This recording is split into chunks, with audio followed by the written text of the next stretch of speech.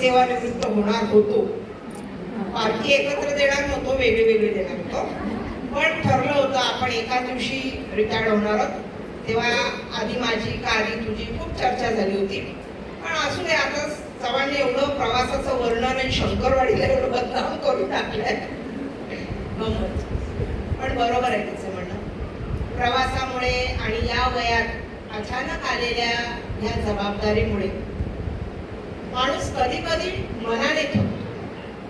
कारण ती अशी व्यक्ती आहे की ती कुठल्याही गोष्टीला घाबरणारी नाही.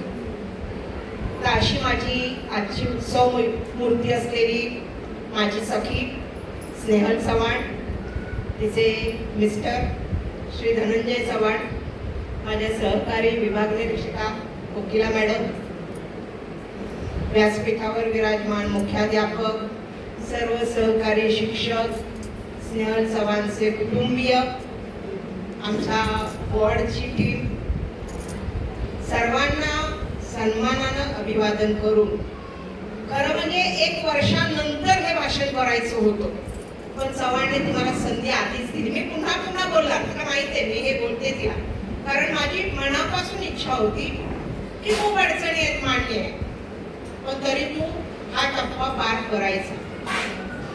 कारण ती इतकी चिवट आहे की ती कुठल्याच गोष्टीला घाबरत नाही. तिने सांगितलं निर्णय माझा असतो, माझाच असतो, त्याच्यामध्ये दुसरा कोणाचा इंटरफिअर नसतं. अतिशय खंबीर. तिने सांगितलं की मी दूरच्या गावातून आलेली आहे, पण ग्रामीण भागातून आलेली व्यक्तिमत्व ही विशेष असतात, ती कणखर असतात. त्यांच्या व्यक्तिमत्वाला एक वेगळी ताकद असते. शहरातली माणसं कधी कधी त्यांच्या पुढे कमी पडतात. तर अशी आमची मैत्रीण, खरं म्हणजे लक्षाधीश कोट्याधीश असलेली ही बाई बघितल्यानंतर अत्यंत साधी, कधीही कुठल्याही गोष्टीचा बडेजाव त्याच्या तोंडून मी ऐकला नाही, कधीच. कधीही संपत्तीचं किंवा मुलांच्या त्यांची मुलं हायपोस्टवर आहेत, सगळं घरी अगदी एवन आहे, पण कधी सुद्धा त्या गोष्टीचा बडेजाव त्यांच्या तोंडून ऐकलेला नाही. अत्यंत उत्तम शिक्षिका आहेत, त्यांच्या बरोबर मी काम केलंय. आणि शिक्षक हा केवळ शिक्षण देण्याकरता नसतो, तर विद्यार्थ्याचं जीवन घडवण्याकरता असतो. तर चव्हाण मॅडमने असे अनेक विद्यार्थी घडवले. एक आठवण सांगते. चव्हाण मॅडमची पोलीस कॅम्प मधून बदली मरोळ शाळेत झाली आणि त्यांच्या वर्गातही ती मुलगी नव्हती, दुसऱ्या वर्गातली होती. एक दिवस तिच्या शिक्षकांनी सांगितलं, बाई बघा ही खूप रडते, ती माझं ऐकत नाही. बरं म्हटलं, बोलून घेतलं तिला. का होते? सानिया आलं. तर ती एवढी रडत होती. म्हटलं काय झालं बाई, एवढी का रडतीये, सांग तरी मला. तर तिने मला सांगितलं, मला आठवण येते. म्हटलं कुणाची? चव्हाण मॅडमची. अरे बापरे. म्हटलं चव्हाण मॅडम तर आता दुसऱ्या शाळेत गेल्या ना, तू जाते का त्या शाळेत?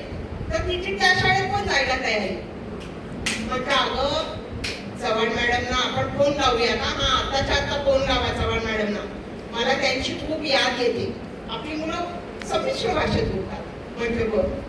चव्हाण मॅडम सकाळच्या शाळेत होत्या. म्हटलं आता चव्हाण मॅडम घरी गेल्या असतील ना, झोपल्या असतील, आपण संध्याकाळी उठल्या की त्यांना फोन करू. थोडी तिची समजूत घातली आणि तिला सांगितलं की हा चव्हाण मॅडम तुला भेटायला येणार. ती विद्यार्थिनी म्हणजे अगदी काही हुशार वगैरे नाही. आपण साधारणतः जे दुर्लक्षलेले विद्यार्थी असतात ना, अभ्यासात कच्चे, सर्व गोष्टीत मागे, अशी विद्यार्थी. पण चव्हाण मॅडमचा विशेष असा की त्या विद्यार्थ्यांना सुद्धा त्या प्रेमाने आपलंसं करतात. वर्गात आलेल्या प्रत्येक मुलाला प्रेमाने आधी अलिंगन ह्याच बाई करतात. आमच्या जवळ ती अलिंगनाला काही येतच नाही, ती कापूनच आम्हाला. पण चव्हाण मॅडम आल्या की त्या पोरांना एवढ्या अगदी प्रेमाने, इतक्या प्रेमाने बालस्नेही किंवा बालस्नेही शिक्षण हे आपण प्रशिक्षणात ऐकलंय, वाचलंय, पण बालस्नेही शिक्षक कसा असावा हा चव्हाणकडे बघितल्यावर कळतो. वर्गामध्ये त्यांचं शिकवणं, आता मुख्याध्यापकांनी सांगितलं की आपला वर्ग, आपल्या वर्गातल्या विद्यार्थ्यांनी हे आलंच पाहिजे. समजा एखादा नवीन काही उपक्रम आला आणि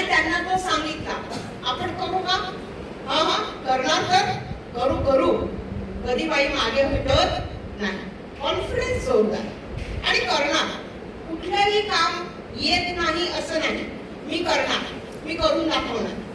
अतिशय शांतपणाने व्यवस्थित आपलं काम. फक्त असं आहे की त्याचा जास्त प्रचार नसतो, जाहिरात नसते. आज केलेली कविता ही इतक्या वर्षात आम्ही पहिल्यांदा ऐकली. जर आम्हाला माहित असतं तर आमच्या एवढ्या मैत्रिणी रिटायर्ड झाल्या, त्यांच्या कार्यक्रमामध्ये अशा कविता आल्या असत्या तर आम्हाला आवडलं असतं पाहिजे. खरा हा गुण त्यांनी लपून ठेवलाय, काय हरकत नाही, आहे पुढे रिटायर्ड होणारी माणसं. तर अशी ही मैत्रीण.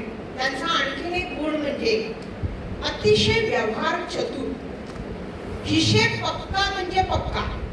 एखादी वस्तू भले मग ती लाखाची ठेव असू दे नाहीतर 10 रुपयाचं सामान असू दे, चव्हाण मॅडम कडे दिलं की ते व्यवस्थित जागच्या जागी ते तुम्हाला पाहिजे तेव्हा बरोबर तुमच्या हातात मिळणार. किंवा साधी काही गोष्ट वाटायला जरी दिली तरी चोख, अगदी नजरेनं पाहिलं तरी कुठे कमी जास्त दिसणार. एवढा हातखंड्या की त्यात काही कमी नाहीये, कुणावरही अन्याय नाही.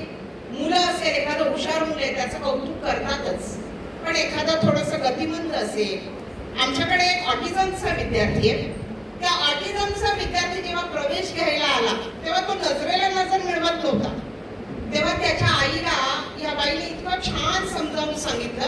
आता तो मुलगा आमच्याकडे 6वीत आहे, आयुष शिंदे. त्याची आई अजूनही बाईंना फोन करते की त्या बाईंना आलेल्या पालकांना समजून घेणं. त्यांचं आता ऑटिझम असलेल्या मुलाची आई, तिचं एक वेगळं दुःख असतं. पण नाही, आमच्या शाळेत आल्यावर आम्ही त्याच्यामध्ये काय बदल करू शकू, आम्ही लक्ष देऊ, त्या मुलाला व्यवस्थित समजावून घेऊ. अतिशय चांगल्या प्रकारे आता तो मुलगा आपल्या नॉर्मल मुलांपेक्षाही त्याची शैक्षणिक प्रगती चांगली आहे. तर मला असं वाटतं अशा असंख्य, ही उदाहरणं झाली, अशा असंख्य विद्यार्थ्यांचे, त्यांच्या पालकांचे आशीर्वाद त्यांना मिळालेले आहेत. त्या अन्नपूर्णा आहेत, सगळ्यांनीच सांगितलं. बाईंची पिशवी भरगच्च असते, त्याच्यामध्ये वेगवेगळे डबे असतात. घरी केलेला काय चिवडा, लाडू, पौष्टिक लाडू, सगळं सगळं असतं. आणि मैत्रिणी दिसल्या की ते पटकन पटकन असं पटकन पिशवी टाकतात. ते समोरच्याला कळत नाही कोणाच्या पिशवीत काय टाकलंय, आणि मग मेसेज येतो, घरी जाऊन बघा हा डब्यात काय होतं. ते जे प्रेम, ती आपुलकी, ह्याला खरंच तोड नाही. महानगरपालिकेत या वॉर्डमध्ये त्यांची खूप सेवा झाली आहे. अनेक मैत्रिणी जोडलेल्या आहेत. स्वभाव त्यांचा मितभाषी आहे, खूप बोलणाऱ्या नाहीये किंवा आपल्या कामाबद्दल पण खूप बोलणारे नाहीये. परंतु त्यांच्या वर्गात गेल्यानंतर त्या वर्गाची शिस्त, त्या वर्गाचं काम, इतक्या छोट्या छोट्या गोष्टीतून त्यांनी आपल्या विद्यार्थ्यांवर संस्कार केले की एकदा मी त्यांच्या वर्गात गेले, त्यांच्या वर्गातल्या विद्यार्थ्याला, दुसरीच्या वर्गातल्या विद्यार्थ्याला कोटी दशकोटीपर्यंत संख्या वाचता येते. त्यांनी दाखवलं, खूप बरं वाटलं. म्हणजे माझ्या आधी का नाही सांगितलं, अरे हे दुसऱ्यांना पण कळायला पाहिजे ना. नाही, काय नको, राहू दे, आपल्या वर्गाकरता केलं. हा असा स्वभाव आहे, खरं तो हानिकारक आहे. चांगल्या गोष्टी सांगितल्या पाहिजे. चांगले चांगले संस्कार म्हणजे त्यांच्या मुलांची वह्या. तर एका मुलाची अशी सरावाची वही होती, तर त्याला आपला जो काय असतो समास, त्या समासापासून लिहिलं होतं वरून खालपर्यंत. अहो म्हटलं काय आहे, अहो पानं किती वाया जातात. सरावाची वही आहे ना ती, मुलांना आतापासून काटकसर शिकवली पाहिजे. मग ती वहीचे पेपर असू देत, नाहीतर जीवनात मिळालेली काही धनराशी. तर असे हे संस्कार सांगायला गेलं तर मी अख्खा दिवस बोलेन, तुम्ही पण अख्खा दिवस ऐकत बसाल.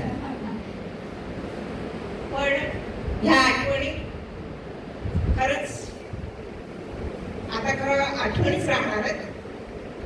जमान राहिली असती तर मला खूप बरं वाटलं असतं, पण काय हरकत नाही. रिटायर होतीये, आता इंडियन महाराष्ट्रीयन फूड झालं, आता तिने चायनीज, थाई, स्पॅनिश असे फूड्स ट्राय करावेत, घरच्यावर त्याचे प्रयोग करावेत, आणि जमल्यास आम्हाला पण पाठवून द्यावं, आम्ही पण देऊ. तर अशी आमची मैत्री निवृत्त होते.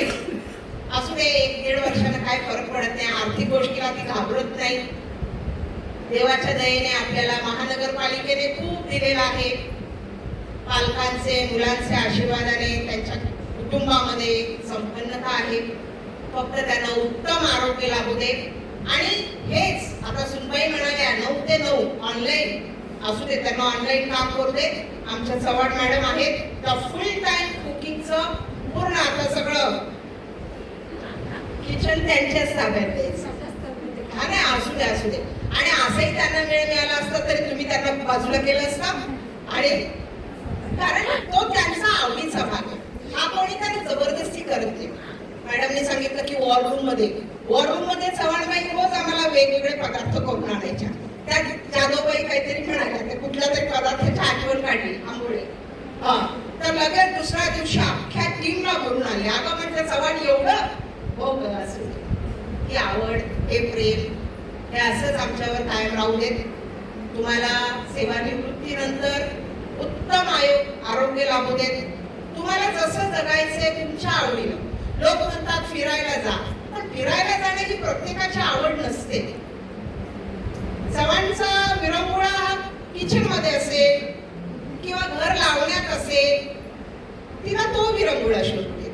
जबरदस्तीनं प्रवासाला नेऊन तिला दमवू नका. तिच्या आवडीप्रमाणे जाऊ द्या. शेवटी तिचा निर्णय हा तिचा निर्णय असतो, ती कोणाच्या निर्णयावर चालत नाही. अशा आमच्या चव्हाणबाईंना उत्तम आरोग्य लाभू दे. अशाच हसत राहा, अशाच दिलखुलास राहा. धन्यवाद. धन्यवाद मॅडम. मला आता कळलं की तुम्ही सर्वांच्या हृदयापर्यंत कसे पोहोचलात, कोर्टामार्फत पोहोचलात. आम्ही पण नक्कीच वाट बघू तुमच्या निमित्त